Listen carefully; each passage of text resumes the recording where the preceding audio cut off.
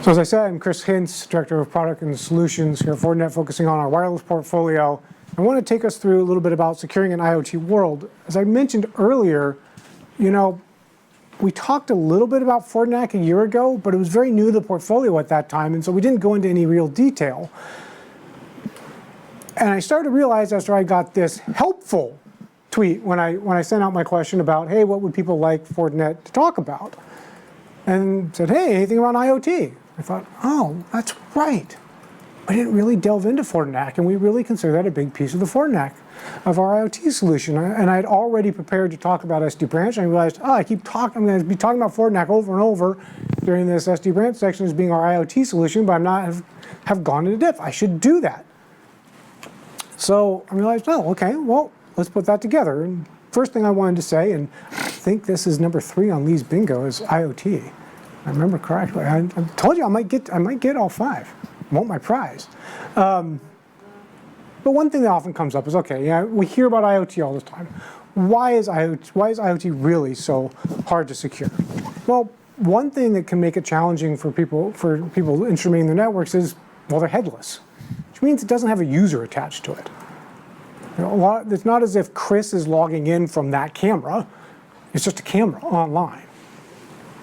And a lot of security tends to assume or presume that I'm going to have some sort of user that I can tag a lot of my security off to, and that can be a challenge for different people's security systems. There's also no commonality. I don't think that's a surprise to anybody. That's no commonality in OS, no commonality in terms of capabilities. So that can also be a very real challenge in terms of trying to make sure that this solution can actually drive what it needs to. That leads to a lot of unpredictable security. Some of these things essentially have none. And almost every security conference, it seems like there's yet another presentation from somebody who's proved they can hack something and turn it into Lord knows what. And a lot of times these are effectively IoT devices because those devices aren't focused on security. What they're really focused on is just getting on to any connection that you remotely tell them about and then start passing their data. Because that's all they want to do. And what's really annoying about that is usually the data they want to pass, wherever they're trying to send it, that's probably a cloud interface or a centralized system that is where the value that you as the consumer is getting out of it. It'd be real easy if you just said, guess what, you don't get access to anything. But that typically actually breaks the value you got of buying this IoT device in the first place. So great, all right, so they're a pain, but I installed them, right? Well, that's the other tricky bit. And I know this gets thrown around a lot, but the idea of shadow IT is fairly real.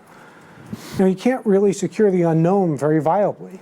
Most of us have come to terms with a lot of this stuff. I'm not going to claim that dealing with guests or BYOD or consultants is easy, but most people have, at this stage, kind of wrapped their heads around it. All we do is, and I know Keith will definitely be on board, all we do is we put a captive portal in place and everything's golden. But no, we have solutions for this, and this is kind of known. But what can happen sometimes is I might have remote locations, so I don't have direct visibility of what's going on there as much. I could have grown through acquisition, meaning Lord knows what equipment's there. It's not really mine. It's my responsibility now. I've got to deal with it. But I don't have as firm a control or understanding about what's at that site as I do over my own sites. Or I might be modernizing facilities. Everybody may have noticed the large patch of dirt over next door where our new headquarters is going to be. We're going to try and build a very modern building. And as people try to modernize their building, a lot more equipment is coming in, and that stuff starts to show up on my network, and I don't really know what this stuff is. So I know it's there. I have enough recognition through my systems to know that there's extra junk out there on my network, but what is it? Do I care about it? This could be some manufacturing equipment, or maybe it's just some sort of personal health stuff. So, it's Fitbits or other things that are attached, and I would lump that under, my employee BYOD, and I don't care. Okay, fair enough, but do I know that's what it is? Is it some new facility management thing that they installed that's now piggybacking on my network? What do I do? And that's really where we see a lot of the challenge around IoT and a desire to help people secure that, get it on board and get it secured. the basic conceptual boiled down to its lowest common denominator use flow for FortiNAC is that some sort of device is connected to the network, FortiNAC is triggered, FortiNAC goes out, profiles that thing and says, oh, that's just a printer. And FortiNAC basically pushes that information to the rest of the network going, it's a printer, give it printer level access. That's what it should have, treated as such. Yeah. What's it using to do those profiles? I'm sorry, all I heard was profile. What's it using to actually formulate the profile? So how does it know it's a printer? So we actually have a series of different things. I'll talk a little bit about visibility in a couple slides. If you'd feel like you didn't get a good answer, please stop me and ask again, okay? Yep. I did want to make sure, because I didn't talk about it earlier again, what the FortiNAC architecture looks like so people understand it. You have a server. This can be, we see most people just like using a VM, but you can buy hardware if you want. We do have a multi-server manager if that becomes necessary just because of overall scaling. The main value of the multi-server manager is it will allow me to do some license sharing between boxes, so that can make certainly licensing easier between boxes. And then I buy licenses based upon the level of functionality I want and the number of devices that I need to manage with this. So the pieces of FortiNAC, and this is where hopefully we'll start to get into your answer, is first it becomes that visibility. So I'm going to try and identify everything. I'm using inputs from Radius, CLI, SNMP. I have over 2,500 different network devices that I, within FortiNAC, understand and know how to talk to best cull information to help me along my pathways determine what this device is. I'm going to use all those inputs to then come to a decision and say, okay, that's what this is. And that's the key bit about visibility is going from the fuzzy picture to, okay, by the way, someone just plugged in a printer. And once I've gotten to kind of that idea of, okay, someone plugged in a printer, then I need that control that says, okay, how do I want to control what that means? What do I do once I've identified that it's a printer? So I can create detailed profiles, either automatically putting something on the network into a class that's important, and use even very granular identification. I could segment even further, even within, say, a printer class, if I so desired. Say, well, this type goes that way, this type goes that way. However I need to do, I have that level of control. And then the last kind of bit, of course, is response. So, if, yeah. Where is the control enforced? Is it at the switchboard or at the wireless controller, or is it traffic get tunneled back somewhere and then get enforced there? That's a really good question. So the way that FortiNAC actually works is it's going to communicate with the network, and it's going to actually make sure that that device is, if it's on, say, a switch port, that switch port is now assigned correctly from its VLANs or whatever to what that device should be on. Now, in the case of, and I'll talk about this in a little bit, but I'll just jump to it a little bit. In the case of a situation where I have, say, a FortiGate, I can just push information directly with that FortiGate in terms of how that should be handled. And to your point about, is it going to go to a switch port or a wireless? If you are using it, like in the SD branch scenario with our switch ports and wireless, I will just talk to the FortiGate because I, as FortiNAC, know that has control of everything, and I know that will flow through from there. In a situation where perhaps, yes, there's a FortiGate, but there's also switching from, say, another vendor behind that, and then wireless maybe from a third vendor behind that, I'm going to let the FortiGate know about this device, but I will also communicate directly to that vendor for that, say, that wireless, if it's coming in wireless, and say, hey, this thing is this, and it should be segmented accordingly. So that's that 2,500 vendors, interoperability that we see is so important, and why, like in an acquisition situation, sure, long term, you likely want in an acquisition to get everybody back to the vendor that you had selected as a company, but we know that most people, for sadly a longer period of time than they would like, still have vendors floating around out there that aren't necessarily their standard. So the idea here is we want you to be able to interact with all those different devices and get that security at as close as possible to the point where it needs to be. So whether that's the switch port, whether that's the wireless controller, obviously it's FortiGate, that's the ideal situation, and we'll trust FortiGate to forward it, but we don't necessarily trust that just the firewall is enough. Thanks. Mm-hmm. Going back to where Yes. it's actually identifying those devices, what happens if it misclassifies them, doesn't classify them? How do you resolve that? Do you manually go build your own, or do you log a support ticket? So you, in a sense, would have two options for that. So let's say that it can't identify it at all. Let's say you've managed to completely stump all the rules, all the detection, and it has no idea what this thing is. In all likelihood, obviously, you have control over how you configure this, but in all likelihood, your default state that you would tell FortiNAC to tell the rest of the thing would be, don't let it on. Throw a flag and alert the sysadmin, but don't let it on until somebody comes in and explicitly deals with it. I'm sorry, go ahead. And I'm assuming that as devices come along, you update them through, just like you update the signatures on a Yeah. Fortinet, That's correct. FortiGate. Now, a misclassification. Yeah. Or those under support. Oh, awesome. Thank Yeah, you. so we do update that very regularly. To your point about a misclassification, worst possible scenario is nobody catches it. There is an event log in the system, however. So based upon that event log, you would have some visibility to things that came on. And so you would see that, well, that's really weird. Why was there, why did a security camera come online? We don't use security camera, whatever. We don't use, vendor A security cameras at all. How would one have come online last week? So you could potentially get clues out of the event log if it was a complete and utter misclassification that matched all your things.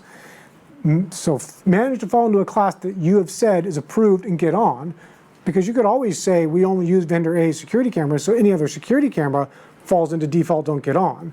So it would have to be a really bad mismatch, a mismatch that also matched something that you were willing to automatically let on. But going back to where it didn't actually match anything, Yeah.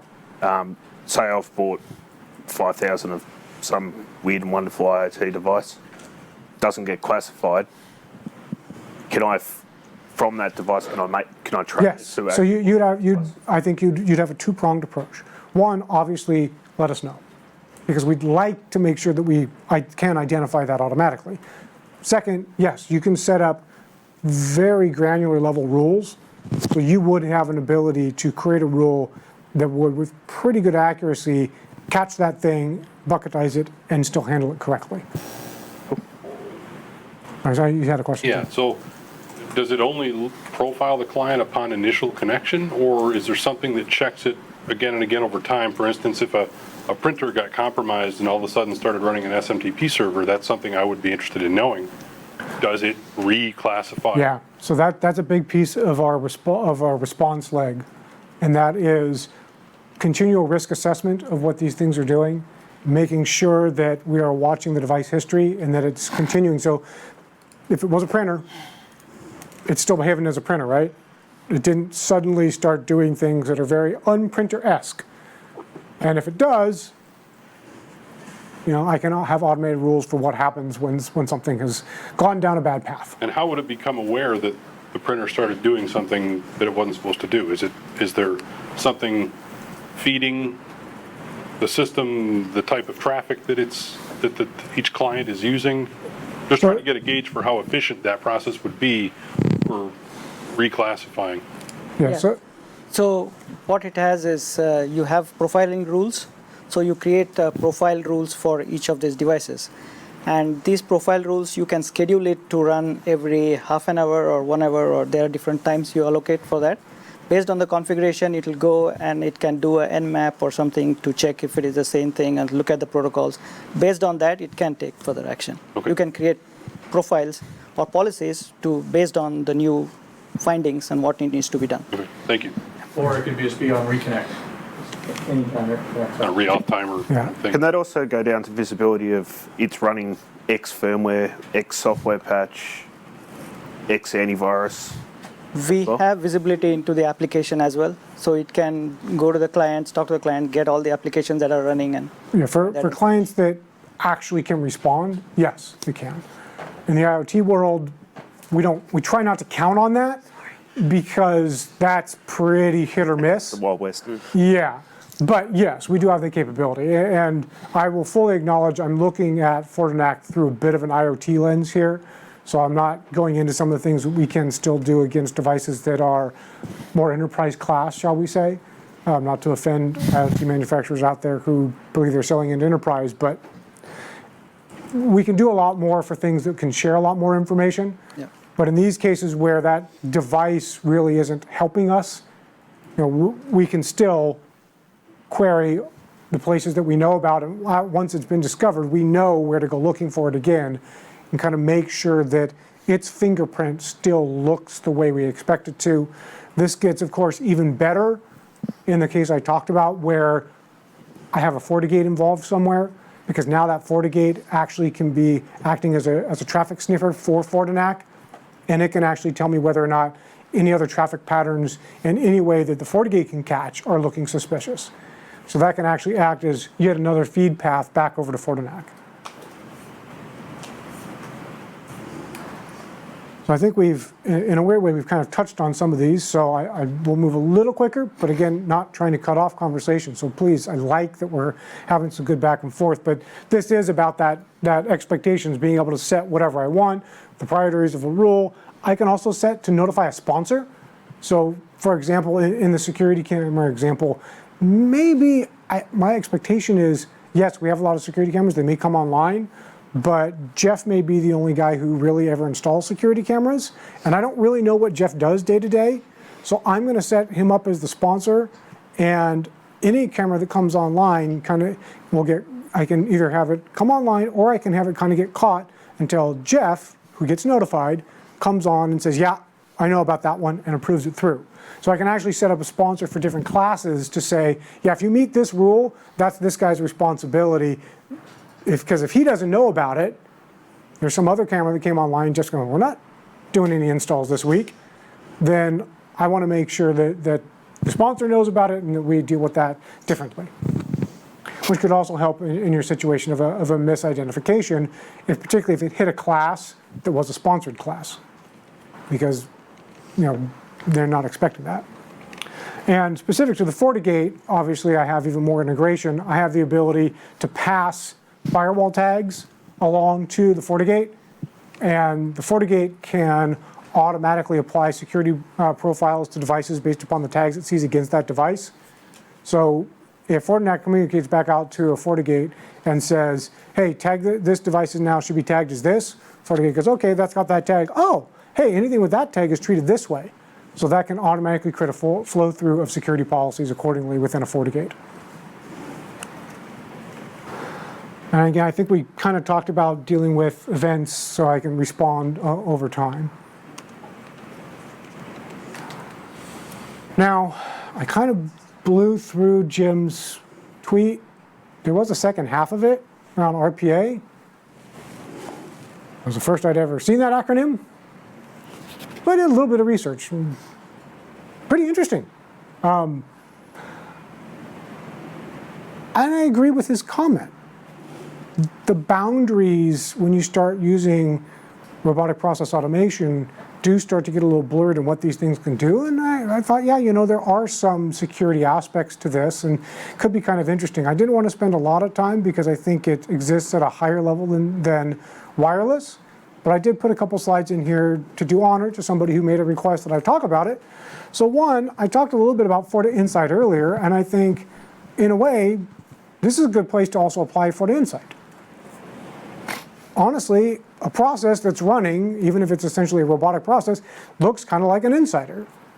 And Insight's ability to look at the users, the processes, the devices, et cetera, look at all those things together, and then build up as those key anchors a characteristic of what this thing is, what it does, what it should be doing, and what its behavior typically is, makes a good way to catch if that thing becomes corrupted or it gets subverted from its original purpose and starts doing something different. So this would be a great way to potentially catch a robotic process that's gone awry, whether inadvertently or deliberately. We use a lot of machine learning for that very deliberately so that we can actually characterize baseline and then see whether or not there are deviations from that baseline. And this, of course, also has, yes, please. Do you mix your baselining for that machine learning with just my company or across your entire customer base? Forti Insight, I don't have a very big data set. well, for Forti Insight, because we're really focused on insider threats, it's actually even more personalized than that. We want to understand what Keith tends to do. So when Keith, Per user? that's the goal. Because what we want to see is if Keith starts to do something that's not what Keith usually does, we want to throw a flag. Even if that behavior is something that is fairly common, for, let's say, Lee. And it's not that necessarily that Lee's doing a bad thing or that you're doing a bad thing by doing that, an anomaly. but it's an anomaly. And it's odd because Keith never does that. So that deviation can catch things that at a very early stage that can signify a threat. So in that sense, a wide net machine learning where we're pulling from lots of places has no value to us because we're really trying to tailor in on understanding what you do versus what Lee does. And more than anything, it comes back to the fabric. Because if you think about it, I've got maybe Forti Insight that can give me some ideas about what these processes are up to. I have a variety of different FortiGates of different sizes and capabilities. So if there are certain areas that these processes should or shouldn't go, we talked about those edges and these different trust boundaries earlier, I can set up the right trust zones, firewall them off if need be. I can use the fabric to communicate what's going on so the different places within my network can be sharing that information. And the more I thought about it, really, the fabric is the answer, because that really is how you secure something like RPA, is that you make sure that all the different places that a robotic process might have to touch, that the equipment in all those places can talk to each other, share their information, so if that goes crazy, it can be dealt with.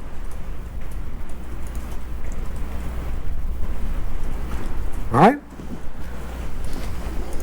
Well, we're relatively on time. That's impressive. Yeah. I just have a question. Is the Forti Insight, is that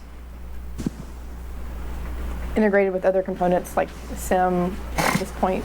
Or what all does it have hooks into?